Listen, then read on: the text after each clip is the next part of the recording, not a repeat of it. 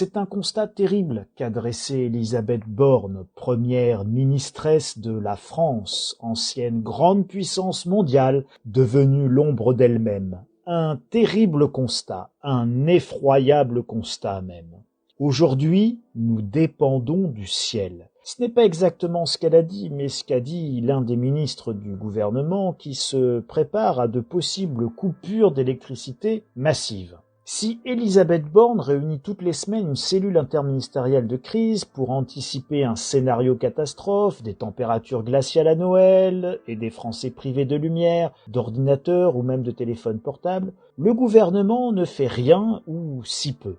Pourquoi ? Parce qu'il ne peut plus rien ou si peu pour nos capacités de production à très court terme. On ne construit pas des éoliennes en 15 jours ou des centrales nucléaires en 6 mois. Pour régler le problème rapidement et éviter le pire, il faudrait faire la paix avec Poutine et livrer du gaz russe en urgence. Mais ce n'est pas à l'ordre du jour, il nous faudra donc grelotter. Pour le moment, et alors que les températures chutent, RTE, le gestionnaire du réseau d'électricité, l'assure, il n'y aura pas de blackout en décembre, mais après les fêtes, impossible de prédire quel temps il fera. Comme le rapporte cet article de France Info, en coulisses, certains ministres en première ligne ont des sueurs froides. S'il doit y avoir des coupures, on entre en terre inconnue, lâche l'un d'entre eux, car pas d'électricité, c'est pas de lumière, pas de chauffage, mais pas non plus de téléphone, ni de mobile, ni fixe, rappelle un spécialiste au sein du gouvernement. Quid alors des appels d'urgence ? Olivier Véran assure par exemple qu'une seule antenne d'un seul opérateur fonctionnel suffit pour que tous les numéros d'urgence soient accessibles. C'est plus compliqué selon un connaisseur du dossier, notamment en zone rurale, là où il y a peu d'antennes, nuance une source gouvernementale haut placée.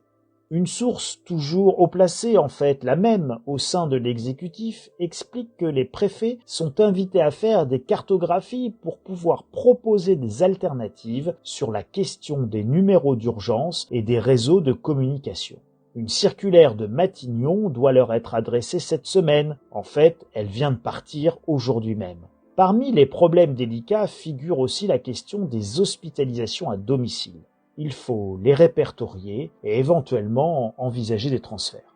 Plus de téléphone, plus d'internet, plus aucun moyen de communication ni d'information. Ils sont plus d'un à blêmir en évoquant ce qui ressemble à un scénario catastrophe. Le gouvernement joue-t-il à se faire peur et à nous faire peur ? Ou est-il réellement inquiet d'un risque de blackout ? Ce qui est certain, c'est que la communication du gouvernement va à crescendo pour que les Français, le moment venu, se mobilisent et réduisent drastiquement leur consommation. Une communication apocalyptique car la communication est la seule arme à la disposition du gouvernement. La triste réalité, c'est que notre gouvernement n'a aucun plan parce qu'il n'a aucun moyen de fabriquer de l'électricité en plus de ce que nous faisons aujourd'hui.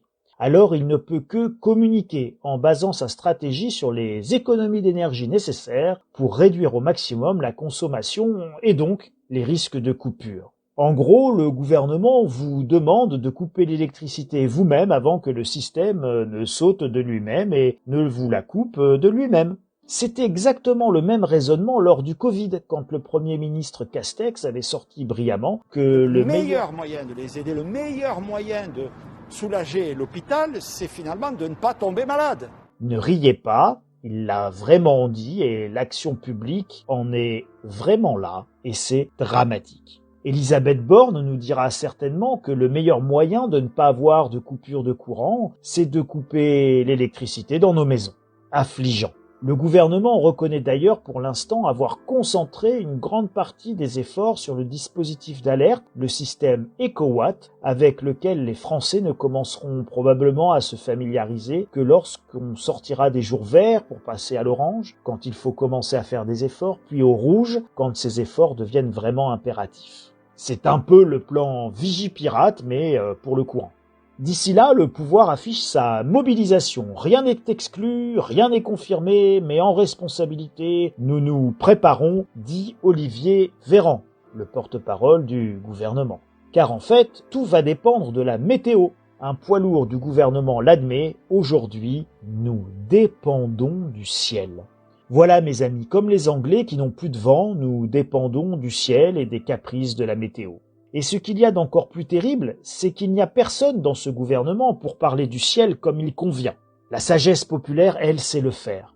Elle nous dit « aide-toi et le ciel t'aidera ». Nous pouvons attendre en priant le dieu du vent Éole ou en invoquant le saint réchauffement climatique dont les températures douces l'hiver sont tout de même une bénédiction pour nos besoins en énergie, mais que faisons-nous vraiment pour nous aider? Que fait le gouvernement pour nous aider? Rien. Il communique. Mettez le masque, retirez le masque, allumez la lumière, éteignez l'électricité. Mettez le masque le pied droit en l'air, allumez le courant de la main gauche, posez le pied par terre, éteignez de la main droite, retirez votre masque. Quant à la plume, la bienséance m'interdit de nommer l'endroit où il conviendrait de vous l'enfiler. La France, toujours un pays de lions, dirigé par des ânes, sans vision, sans projet, à qui il ne reste que la communication, et certains esprits chagrins diraient la communication, et encore, c'est McKinsey qui l'a fait.